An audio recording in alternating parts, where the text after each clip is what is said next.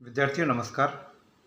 मैं captain doctor Rajendra Kumar पुरोहित, associate professor government डूंगर college Bikaner, आप सभी का इतिहास की इस कक्षा में स्वागत और अभिनंदन करता हूं। विद्यार्थियों, मेरी आज की कक्षा महाराजा गंगा सिंह विश्वविद्यालय बीकानेर के बीए तृतीय वर्ष के विद्यार्थियों के लिए है और अध्ययन की इस श्रृंखला के अंतर्गत विद्यार्थियों आज मैं आपसे बात करूंगा आंग्ल मराठा संघर्ष के विविध चरणों के बारे में। इससे पहले मैंने अपने पिछले हफ्ते की क्लास में आपसे बात की थी आंग्ल मराठा संघर्ष के प्रथम चरण यानी प्रथम आंग्ल मराठा युद्ध के बारे में, जो 1775 से लेकर 1782 ईस्वी तक चला।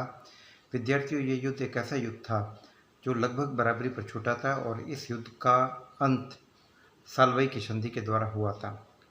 सालवाई की संधि एक ऐसी संधि है जिसके द्वारा ये माना जाता था कि इस संधि के बाद लगभग 20 वर्ष तक मराठों और अंग्रेजों के बीच में शांति कायम हो गई। 1782 की संधि के बाद लगभग 20 वर्ष तक हमें मराठों और अंग्रेजों के बीच आपसी संघर्ष का कोई बड़ा उदाहरण नहीं मिलता है और ये 20 साल का समय मराठों के लिए एक ऐसा समय था जिसका प्रयोग उन्होंने दक्षिणी और उत्तरी भारत में अपने प्रभाव को बढ़ाने के लिए किया।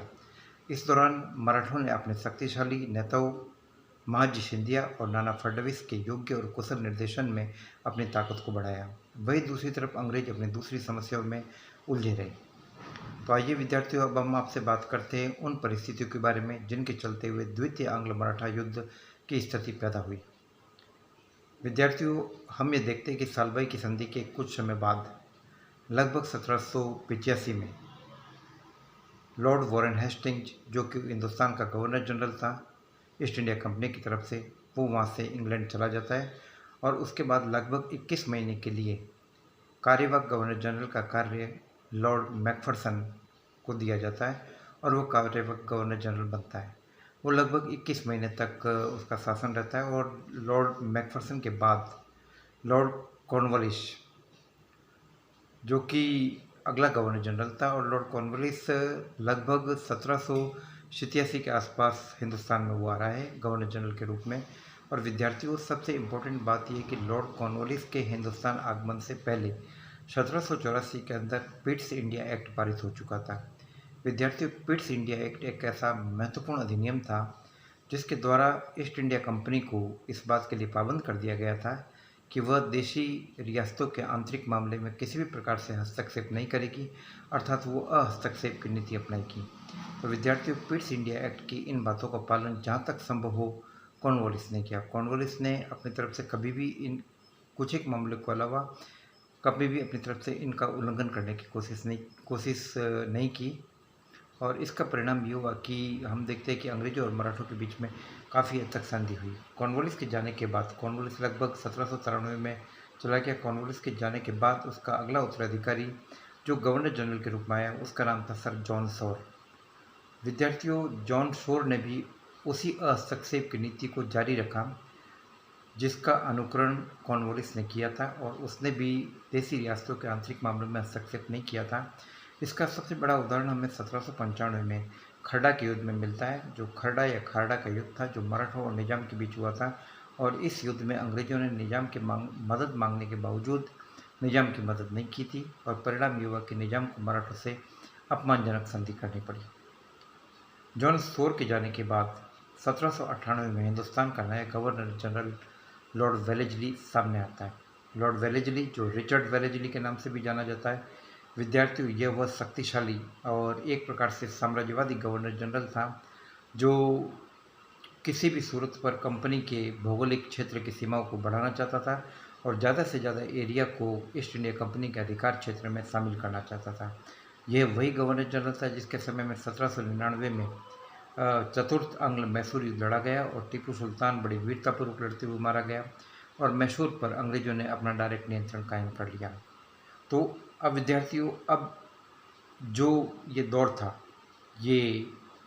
था लॉर्ड रिचर्ड वेलेस्ली का, जो गवर्नर जनरल के रूप में काम कर रहा था और हमें उस दौर में उसके शक्तिशाली सेना नायक के रूप में, मिलिट्री कमांडर के रूप में उसके खुद के भाई आर्थर वेलेस्ली का उल्लेख मिलता है और इसके साथ साथ लॉर्ड लेक, वह भी उस वक्त का बहुत बड़ा सैनिक नेता था।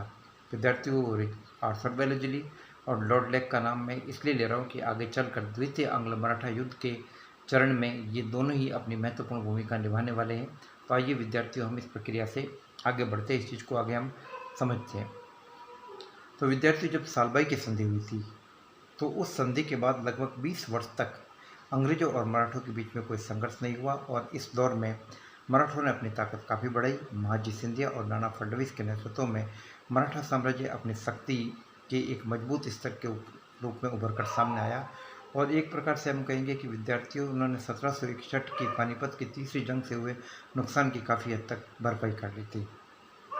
और हम इस दौर में देखते हैं कि एक सेनानायक के रूप में महाजी सिंधिया और एक कूटनीतिज्ञ के रूप में नाना फडणवीस, वो एक प्रकार से मराठा संघ के सर्वेसर्वा बन गए। पेशवा माधवराव द्वितीय वो पूरी तरीके से नाना फडणवीस के नियंत्रण में था। और पेशवा माधवराव द्वितीय की जब 1796 में मृत्यु हो गई तो उसके बाद अगला पेशवा बना बाजीराव द्वितीय। और बाजीराव द्वितीय के पेशवा बनने के कुछ समय बाद ही लगभग मार्च 1800 ईस्वी में नाना फडणवीस की मृत्यु हो गई। विद्यार्थियों, नाना फडणवीस की मृत्यु मराठा संघ के लिए एक बहुत बड़ा आघात था, बहुत बड़ा नुकसान था। और इतिहासकारों ने इस का मूल्यांकन करते हुए कहा है कि नाना फडणवीस के जाने के साथ केवल नाना फडणवीस का ही प्रस्थान नहीं हुआ, बल्कि इसके साथ साथ हम ये देखते हैं कि मराठा दरबार का चातुर्य, मराठा दरबार की सूझबूझ और कूटनीतिज्ञता भी नाना फडणवीस के साथ चली गई। नाना फडणवीस एक ऐसा कूटनीतिज्ञ था जिसने कि सभी मराठा सरदारों को एक साथ बांध कर रखा था। और नाना फडणवीस के जाने के बाद एक बार पुनः मराठा संघ के अंदर फूट पड़ गई। इसका उदाहरण अभी हम आगे देखते हैं। तो जो पेशवा था बाजीराव द्वितीय, वो काफ़ी अयोग्य था और ऐसी स्थिति में शक्तिशाली मराठा सरदार उसके ऊपर अपना नियंत्रण कायम करना चाहते थे। और चूंकि वह खुद भी कमज़ोर था, इसलिए वह भी शक्तिशाली मराठा सरदारों का नियंत्रण चाहता था। और उस वक्त हमें दो शक्तिशाली मराठा सरदार उभर कर आते हुए सामने दिखाई दे रहे, जो इस पेशवा बाजीराव द्वितीय पर अपना नियंत्रण कायम करना चाहते थे। एक तरफ था इंदौर का होलकर सरदार जसवंतराव होलकर और दूसरी तरफ था महाजी सिंधिया का उत्तराधिकारी दौलतराव सिंधिया।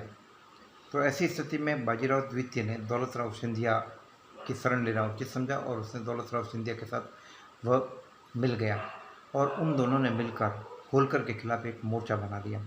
जब होलकर मालवा में पेशवा और सिंधिया की संयुक्त सेनाओं के साथ अभियान में व्यस्त था, उधर दूसरी तरफ पेशवा ने पूना में होलकर के भाई बिठोजी होलकर की हत्या करवा दी। जब होलकर को इस बात का पता पड़ा जसवंतराव होलकर को, तो उसके क्रोध की सीमा नहीं रही और वो एक शक्तिशाली सेना लेकर पूना पहुंच गया और पूना उसने पेशवा और सिंधिया की संयुक्त सेना को हराया। और इसके बाद कहते हैं कि उसने एक विजेता की तरह पूना में प्रवेश किया। उसके बाद बाजीराव द्वितीय को पेशवा पद से हटाया गया और रघुनाथ राव या राघोबा के दत्तक पुत्र अमृतराव के बेटे विनायक राव को नया पेशवा बनाया गया। तो ऐसी स्थिति में जब बाजीराव द्वितीय को पेशवा पद से पदच्युत कर दिया गया तो उसने अपनी पेशवाई पुनः हासिल करने के लिए एक ऐसा महत्वपूर्ण कदम उठाया जो भले ही उसके लिए महत्वपूर्ण था, लेकिन ये कदम मराठा इतिहास के ऊपर एक कलंकित धब्बा कहा जाएगा। और वाकई ये एक प्रकार की अजीब सी स्थिति पैदा हो गई थी। और जब बाजीराव द्वितीय अपनी पेशवाई को हासिल करने के लिए अंग्रेज़ों के पास गया, वह अंग्रेज़ों के बेसिन छावनी गया और बेसिन में उसने गवर्नर जनरल से मुलाकात की। गवर्नर जनरल रिचर्ड वेलेस्ली से बातचीत की और उससे मदद मांगी, ईस्ट इंडिया कंपनी की मदद मांगी, अंग्रेज़ों का सहयोग मांगा अपनी पेशवाई को पुनः हासिल करने के लिए। और वेलेस्ली तो इसी मौके की तलाश में था, वो ताक में था कि किसी न किसी प्रकार से उसे मराठा साम्राज्य में हस्तक्षेप करने का मौका मिले। और इससे पहले वह 1799 में टीपू सुल्तान को नेस्तनाबूद करके मैसूर के ऊपर अधिकार कर चुका था। तो अब ये एक उचित मौका था, तो उसने मदद करना स्वीकार किया बाजीराव द्वितीय के, लेकिन उसको कहा कि मैं तुम्हारी मदद तभी करूंगा जबकि तुम साइक संधि स्वीकार कर लोगे। और परिणाम ये था कि 1803 में 31 दिसंबर 1803 को पेशवा बाजीराव द्वितीय ने अंग्रेज़ों के साथ बेसिन की सहायक संधि पर हस्ताक्षर कर दिए। इस संधि के मुताबिक अंग्रेज 6000 सैनिक पेशवा अपने बाजीराव द्वितीय की मदद के लिए देंगे और इसके बदले में लगभग 26 लाख रुपए सालाना आय वाले भूखंड अंग्रेजों को दिए जाएंगे। दूसरी बात यह कि पेशवा सूरत पर से अपना अधिकार त्याग देगा। तीसरी बात यह कि निजाम और गायकवाड़ के बीच जो झगड़े हैं उसके अंदर अंग्रेज मध्यस्थता करेंगे। और एक प्रकार से इस संधि का परिणाम ये निकला कि इस संधि के द्वारा अंग्रेजों ने एक प्रकार से पेशवा की सुरक्षा का जिम्मा अपने ऊपर ले लिया।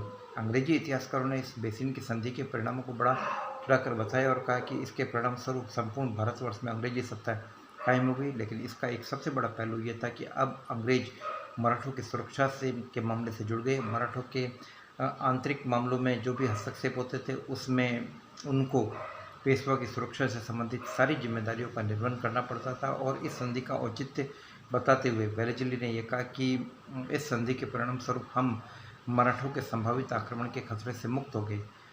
और उस वक्त तो मराठे खुद अपने आंतरिक मामलों में उलझे हुए थे, वो किस प्रकार से अंग्रेजों के मामले में हस्तक्षेप करते।